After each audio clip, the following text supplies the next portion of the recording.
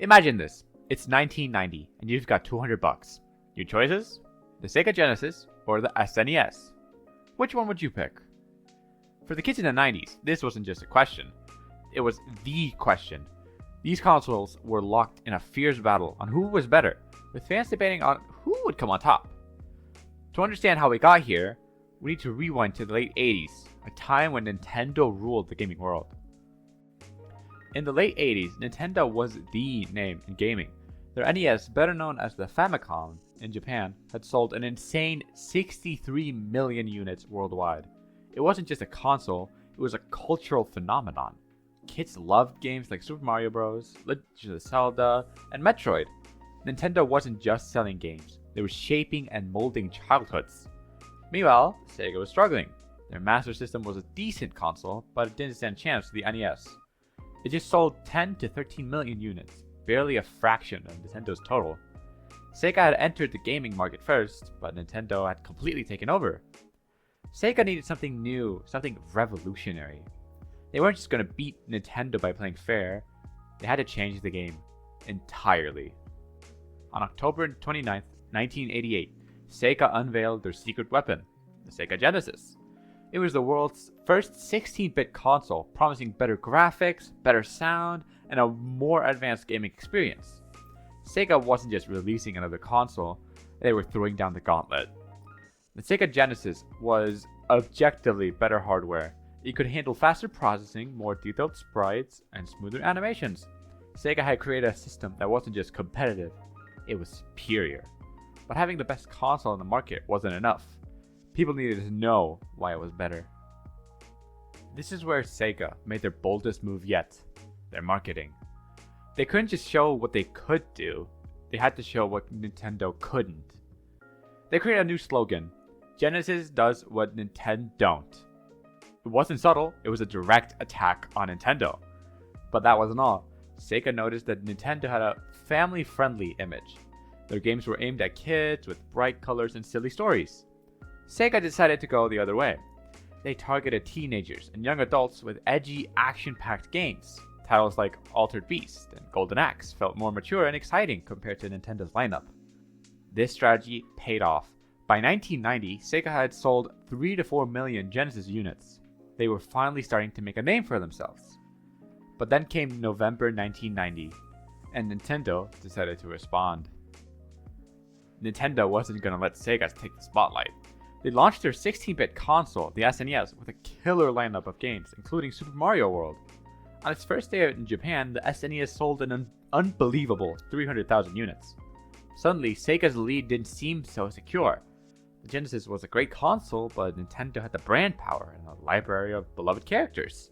Sega needed something big, something iconic. Enter Sonic the Hedgehog. Released on June 23, 1991, Sonic wasn't just a game, it was a statement. Sonic was fast, cool, and full of attitude, the complete opposite of Mario. Sega wanted players to see Sonic and think, this is what Nintendo's missing. The gamble worked. Sonic became a cultural phenomenon almost overnight. Shelves were cleared within days, and even major retailers like Toys R Us struggled to keep the Genesis in stock.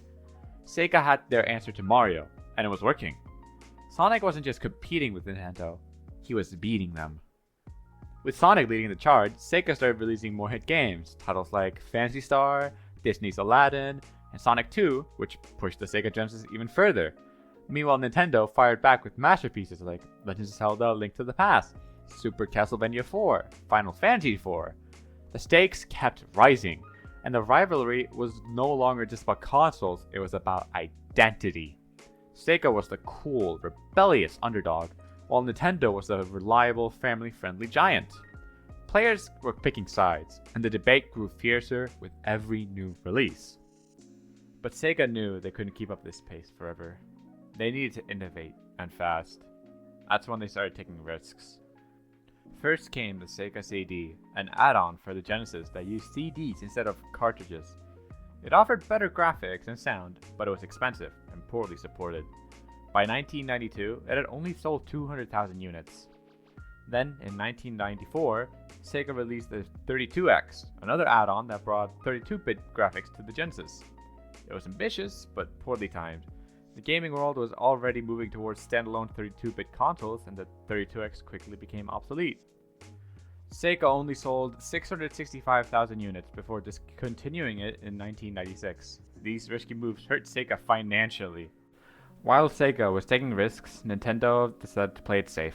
They focused on their core franchises, Mario, Zelda, Donkey Kong, and kept improving their games and hardware. Nintendo's steady, cautious approach ultimately helped them outlast Sega in the console market. The Sega vs. Nintendo rivalry wasn't just about consoles. It was a turning point for the entire gaming industry. Sega's bold marketing changed the way video games are sold. Ads like "The Genesis does what Nintendo don't" made gaming ads more direct and competitive, a trend that continues today with brands like PlayStation versus Xbox. The war also made exclusive games a major selling point. Before this rivalry, consoles weren't as defined by their game libraries, but Sonic vs. Mario proved how important iconic franchises could be. Finally, Sega's missteps taught the entire industry some hard lessons. Gamers didn't want fragmented systems or constant add-ons, they wanted simplicity and reliability. Companies like Sony and Microsoft learned from Sega's failures and used those lessons to build their own consoles.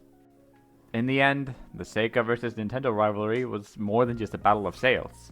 It was a clash of ideas, strategies, and visions for the future of gaming. While Nintendo ultimately won the console war, Sega's influence is undeniable. They changed the industry forever, paving the way for gaming landscapes we know today. So if you wonder why we have so many exclusive titles and, for example, 20 billion streaming services, you can thank Sega and Nintendo for that.